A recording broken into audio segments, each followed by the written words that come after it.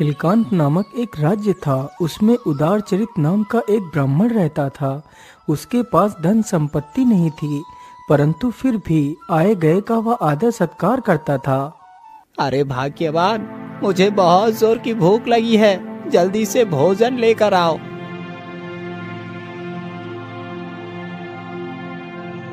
ये लीजिए, ये एक ही रोटी बन पाई है उस अन्न से जो आप कल भिक्षा मांगकर लेकर आए थे। अब हमारे पास अन्न भी नहीं बचा है। तुम चिंता मत करो, मैं कल भिक्षा मांगकर अन्न ले आऊंगा। भिक्षाम देहि, भिक्षाम देहि। अरे, मुझे लगता है कोई अपने घर भिक्षा लेने आया है। परंतु हमारे घर में तो एक अन्न का दाना भी शेष नहीं बचा है। हम उन्हें भिक्षा कैसे देंगे? तुम चिंता मत करो भाग्यवान, मैंने ये रोटी अभी खाई नहीं है। मैं यही रोटी उन्हें भिक्षा में दे दूंगा। फिर वह बाहर जाता है। पुत्र, मैंने बहुत दिनों से कुछ खाया नहीं है। यदि तुम कुछ खाने को दे दो तो तुम्हारा बहुत भला होगा। चलो बाबा, आप हमारे घर के अंदर चलो। फिर बाबा उसके घर के अंदर जाते हैं और उदारचरित उन्हें अपनी रोटी दे देता है। फिर बाबा उस भोजन को खा लेते हैं। उदारचरित, मैं तुमसे बहुत प्रसन्न हूँ, इसीलिए मैं तुम्हें एक जादुई घड़ा दे रहा हूँ। फिर बाबा अपने जादू से एक जादुई घड़ा प्रकट करते हैं। उदारचरित, ये एक जादुई घड़ा है जिसका पानी कभी भी खत्म नहीं होगा, परंतु इस घड़े का पानी तुम परोपकार के लिए ही प्रयोग कर सकते हो। यदि तुमने इसे अपने लालच के लिए प्रयोग किया तो ये टूट जाएगा।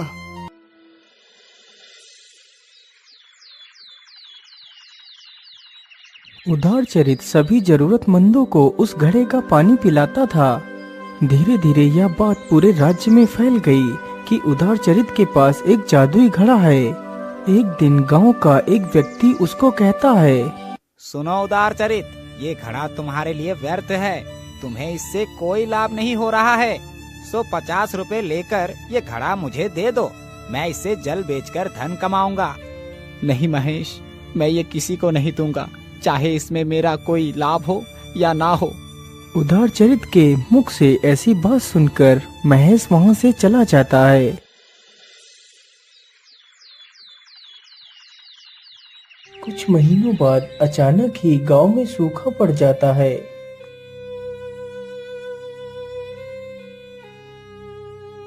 महाराज, ब्राह्मण उदारचरित के पास एक जादुई घड़ा है जिसमें कभी भी जल खत्म नहीं होता है।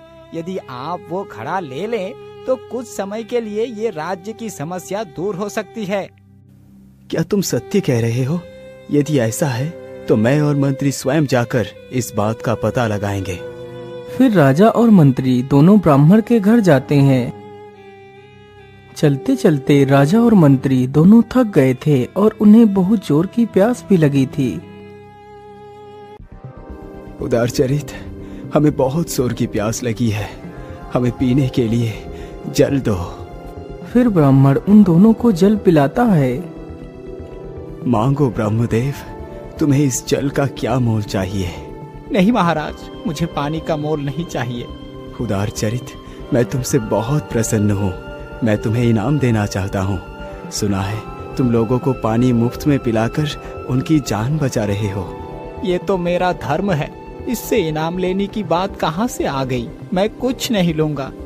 ठीक है, तुम्हारी मर्जी, परंतु तुम कल राज्य सभा में पेश हो जाना। मुझे कुछ तुमसे संबंधित सूचनाओं को ऐलान करना है।